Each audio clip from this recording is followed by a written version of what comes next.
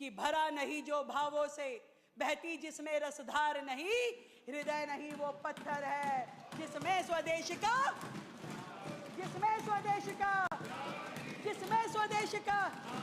वंदे वंदे वंदे। अध्यक्ष महोदय, वंदे मातरम राजनीति से ऊपर राष्ट्र नीति का प्रतीक है, राष्ट्र नीति का प्रतीक है। दुर्भाग्य है कि कुछ लोग इसमें राष्ट्र गीत और राष्ट्र भाव को राजनीतिक चश्मे से देखते हैं, राजनीतिक चश्मे से देखते हैं, जबकि इसका एक एक शब्द जो इस गीत का है वो केवल और केवल भारत माता का गुणगान कर रहा है। भारत की नदियां, पहाड़, खेतों का वर्णन करते हैं, देश की समृद्धि का उद्घोष करते हैं। और भारत की भूमि ना केवल अन्न उगाती है बल्कि संस्कार पैदा करती है, केवल फसल नहीं देती, संस्कृति देती है। पर अफसोस कुछ लोगों को भारत में केवल गरीबी, समस्या, जात पात यही दिखता है, केवल यही दिखता है। वो चूकते नहीं है कभी भारत की बुराई करने में, विदेशों के मंच पे जा जा करके बोलते हैं। बड़ी अफसोस की बात है। एक लाइन बड़ी प्यारी इसमें है, सप्त कोटि कंठ कल कल निनाद करा ले। ये पंक्ति करोड़ों भारतीयों की सामूहिक आवाज है, करोड़ों भारतीयों की भारत माता का जय घोष है। मैं आज इस सदन से पूछना चाहती हूं कि कुछ मुट्ठी भर लोग जो जेएनयू जैसी घटनाएं होती हैं, क्या वो करोड़ों भारतीयों की आवाज को, उनकी भावना को चुनौती दे सकते हैं? नहीं दे सकते हैं, नहीं दे सकते हैं। देश पे मर मिटने की भावना रखने वाला मेरा हर युवा साथी आज ऐसे देशद्रोहियों की सजा तय करे, ऐसे देशद्रोहियों की सजा तय करे जो रहते इस धरती पे हैं पर गीत किसी और के गाते हैं, जो आतंक फैलाने वालों के हितैषी हैं, आतंक फैलाने वाले लोग उनके मित्र हैं। उन्हें तिरंगा नहीं, उन्हें लाल और हरा झंडा ही प्यारा है। ऐसे लोगों पे मुझे अफसोस है जो इस धरती पे रहते हैं और गीत किसी और के गाते हैं। एक लाइन इसमें और बहुत प्यारी है, के बाले माँ तुम्ही अबले। ये गीत स्वयं से पूछता है कि इतनी शक्तिशाली माँ को कमजोर कौन कह सकता है?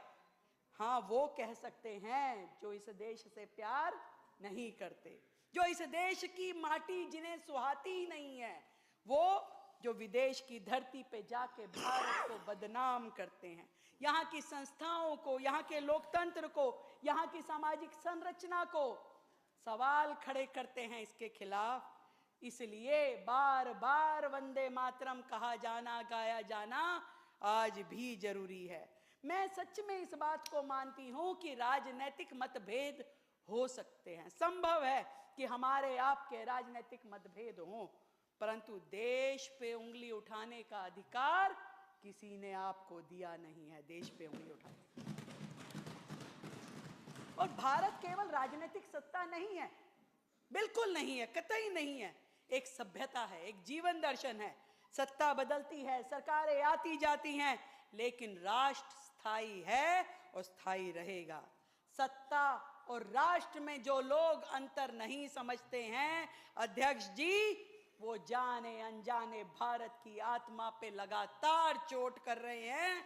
झूठे नैरेटिव, विभाजनकारी सोच, ये सारी की सारी लड़ाई जो है अध्यक्ष जी, ये सीमाओं पे नहीं लड़ी जा रही, ये देश के भीतर चल रही है। और इसके लिए किसी हथियार की जरूरत नहीं है, इस लड़ाई को लड़ने के लिए किसी अस्त्र शस्त्र की जरूरत नहीं है।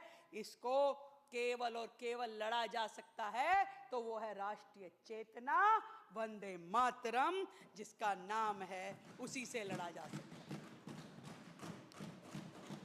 एक बहुत प्यारी लाइन है, हृदय तुम्ही माँ भक्ति। माँ, दिल में माँ भारती की भक्ति होनी चाहिए। 140 करोड़ लोग जो इस देश में रहते हैं, 60% से अधिक युवा हैं।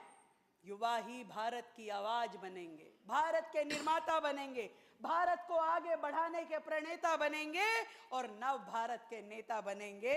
इस बात का हम सबको विश्वास है। इस देश को बहुत आगे लेकर जाना है। एक सूत्र में बांधना है, भाईचारे के, एकता के एक सूत्र में बांधते हुए देश को विश्व गुरु बनाना है। और वंदे मातरम हम सबको, जो स्वयं को हम सबको जोड़ते हुए जिस भावना से ओत प्रोत करता है, वही सबसे महत्वपूर्ण है।